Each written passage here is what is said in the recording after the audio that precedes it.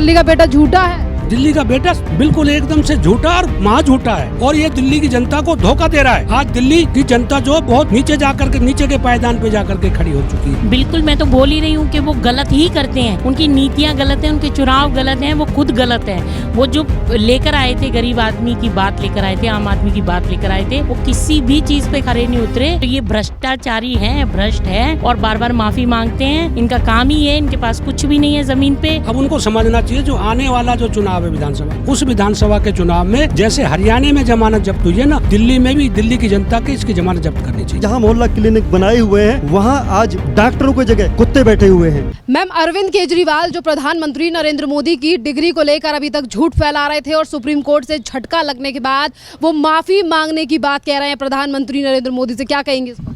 देखिए, प्रधानमंत्री जी शीर्ष नेतृत्व है हमारा देश चलाने वाले। जब उन पे वो उंगली उठा सकते हैं तो आम जनता के साथ क्या किया होगा।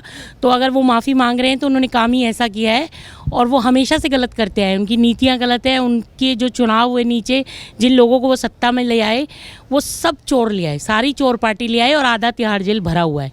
अगर उनको फटकार लगी तो बिल्कुल सही लगी है और ये बहुत पहले उनको मांग लेनी चाहिए थी और इस तरह की बात भी नहीं करनी चाहिए। अरविंद केजरीवाल माफी मांगने की बात कह रहे हैं, पर प्रधानमंत्री नरेंद्र मोदी की तरफ से जो सॉलिसिटर जनरल कोर्ट में गए, उन्होंने कहा कि माफी मांगने से काम नहीं चलेगा क्योंकि अरविंद केजरीवाल गलती करते हैं माफी मांगते हैं, गलती करते हैं माफी मांगते हैं।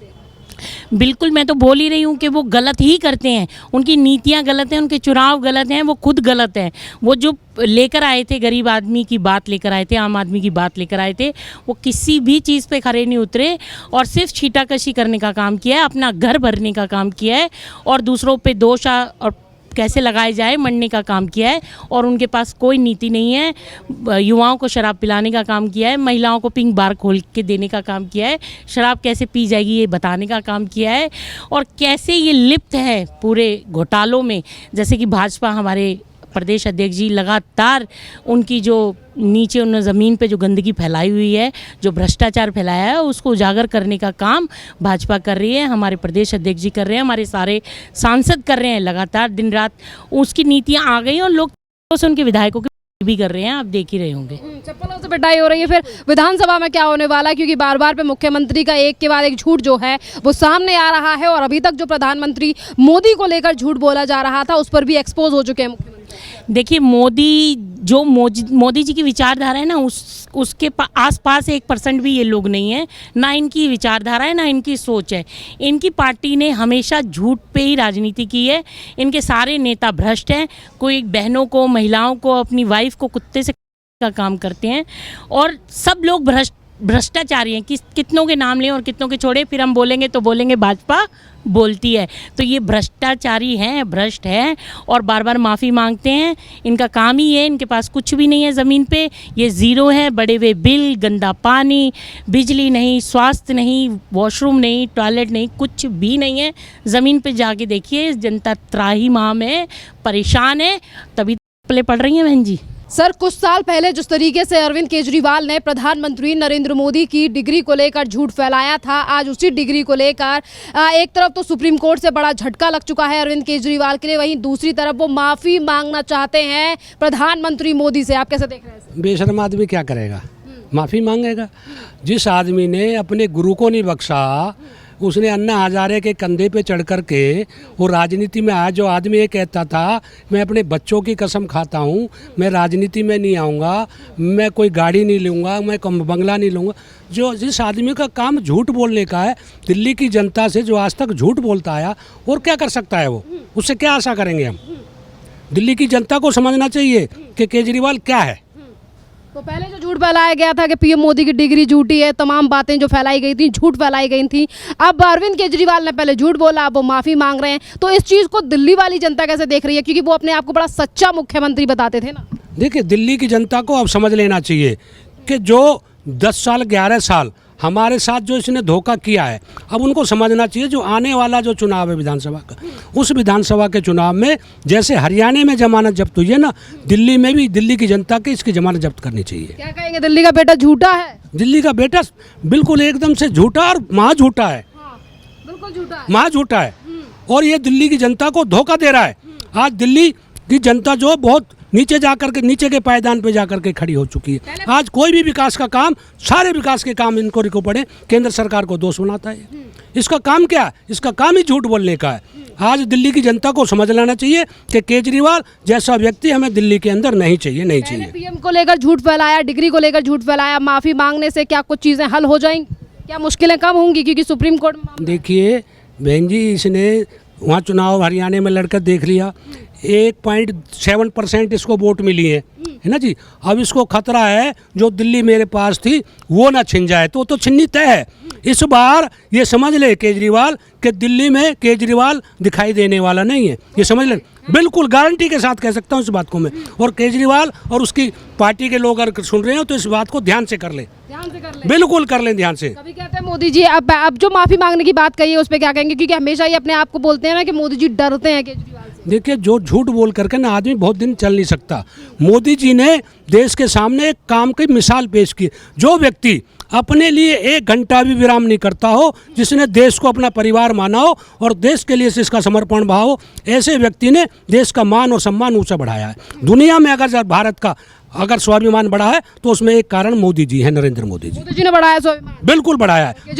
केजरीवाल ने तो देश को धोखा दिया, दिल्ली को धोखा दिया है। उससे क्या आशा करेंगे हम? कोई आशा नहीं है उससे, कोई उम्मीद नहीं है। कोई बिल्कुल उम्मीद नहीं है। विधानसभा में 0।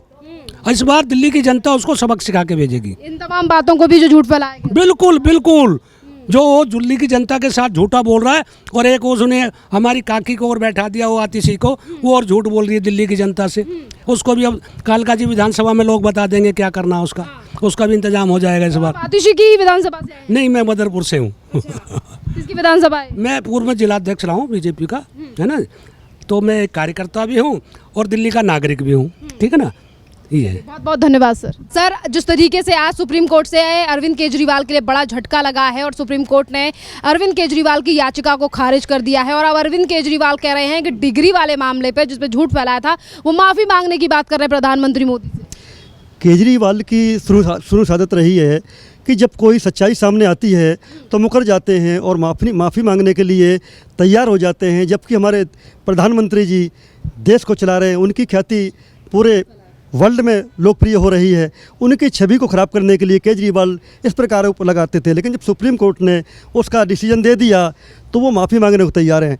वो शिक्षित हैं, उनकी शिक्षा हाई क्लास की है, जेन्युइन शिक्षा उनकी, और उनके लिए पूरा वर्ल्ड उनको नमन करता है, उनकी शिक्षा को सलाम करता है। तो क्या लगता है केजरीवाल की माफ़ी मांगने से कुछ फ़र्क पड़ेगा? क्योंकि केजरीवाल हमेशा आरोप लगाते हैं, फिर पकड़े जाते हैं तो माफ़ी मांगते हैं। ऐसा ही उन्होंने अरुण जेटली के टाइम पे किया।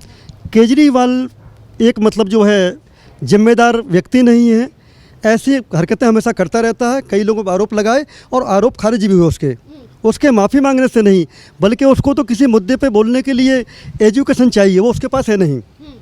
क्या कहेंगे जिस तरीके से अरविंद केजरीवाल का एक के बाद एक रंग जो है वो दिल्ली वालों के सामने आ रहा है? देखो, केजरीवाल जी 2 मुद्दों को लेकर आए थे कि बिजली माफ और पानी हाफ पॉलिसी लेकर आए थे। तो बिजली की बात करूं मैं तो मैं झुग्गी का रहने वाला हूं। हमारी झुग्गियों में 2000 से लेकर के 7-8 हज़ार तक के बिल आ रहे हैं और हमारे पास हैं वो, तो कहीं बिजली माप नहीं है। पानी की बात करूं, हाफ की बात करते थे, आज गंदा पानी हमारी बस्ती में आ रहा है, वो पीने के योग्य नहीं है। हमारे झुग्गी वासी 20 रुपये की बोतल लेके पानी खरीद के पीते हैं, यानी 400 रुपये डेली पानी पीते हैं, तो एक महीने में उनको 1200 रुपये का पानी खरीद के पीना पड़ता है, जबकि वो कहते थे कि हम पानी हाफ देंगे, जबकि पानी की व्यवस्था ठीक नहीं है।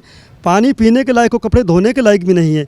अगर मैं राशन की कार्ड की बात करूँ, जब से केजरीवाल जी की सरकार दिल्ली में आई है, एक भी नया राशन कार्ड नहीं बना है। राशन कार्ड नए बनने की बात छोड़ो, राशन कार्ड में जो बच्चा पैदा होते हैं उनके नाम तक नहीं चढ़ाए जाते हैं, नाम तक नहीं दर्ज होते हैं उनके। और पेंशन की बात कहते थे कि जितने वृद्ध दिल्ली के अंदर हम सबकी नई पेंशनें बना देंगे। जब से वो सत्ता में आए हैं, एक भी पेंशन किसी वृद्ध की, किसी बूढ़े व्यक्ति की, किसी बुजुर्ग की एक भी पेंशन नहीं बनाई है। और सारे वृद्ध जो है ना, केजरीवाल को दोषी करार दे रहे हैं कि कैसा मुख्यमंत्री बनाया कि अपनी हम पेंशन से वंचित रह गए।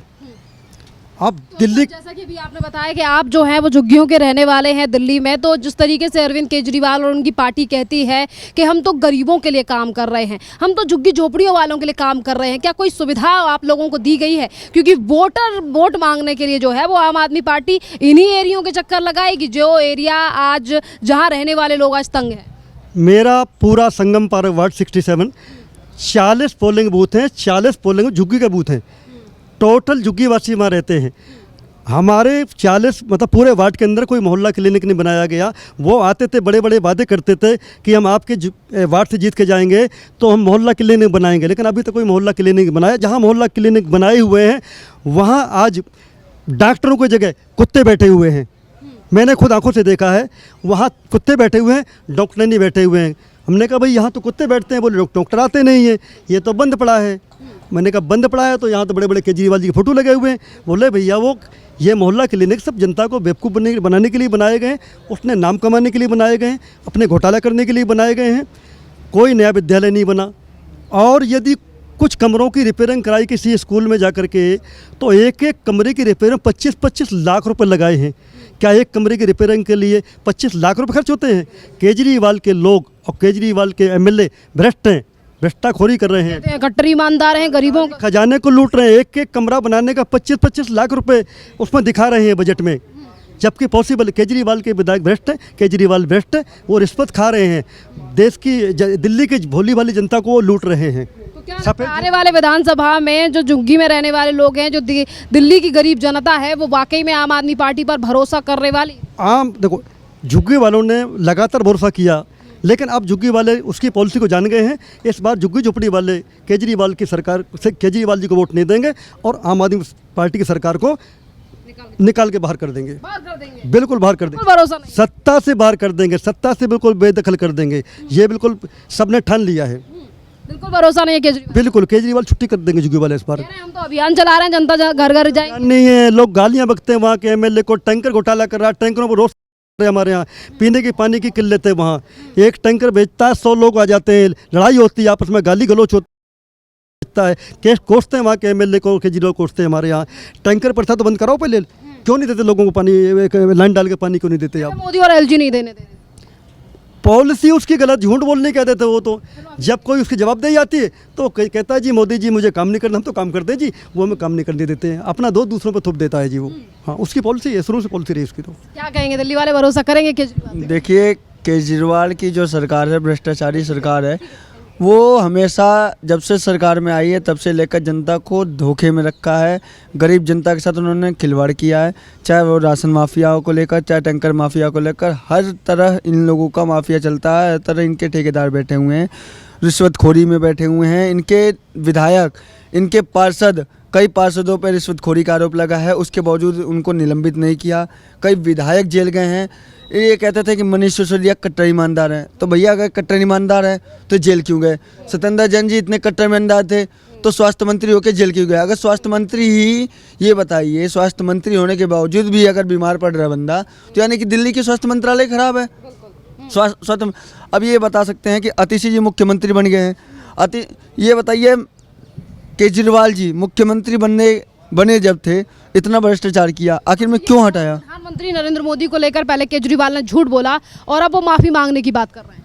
देखिए ऐसा है, जब उनको लग गया कि दिल्ली की जनता सच्चाई उनकी जान चुकी है और दिल्ली की जनता देश के यशस्वी प्रधानमंत्री के ऊपर विश्वास करती है, उनको ये लगता है कि दिल्ली की जनता के आगे हमारी झूठ नहीं चलेगी, इसलिए वो अब दिखावे के लिए नरेंद्र मोदी से माफ़ी मांग रहे हैं। उनको पता लग गया है कि कहीं ऐसा ना हो जाए कि हमारी और पोल पट्टी खुल जाए, इसलिए यही है कि हम प्रधानमंत्री जी से माफ़ी मांग लें। माफी मांगने से कुछ मुद्दा सॉल्व हो जाएगा, क्योंकि इन्होंने आरोप लगाए, तमाम बातें कहीं मोदी जी को लेकर, उनकी डिग्री को लेकर। देखिए आरोप प्रत्यारोप तो विपक्ष का काम होता है।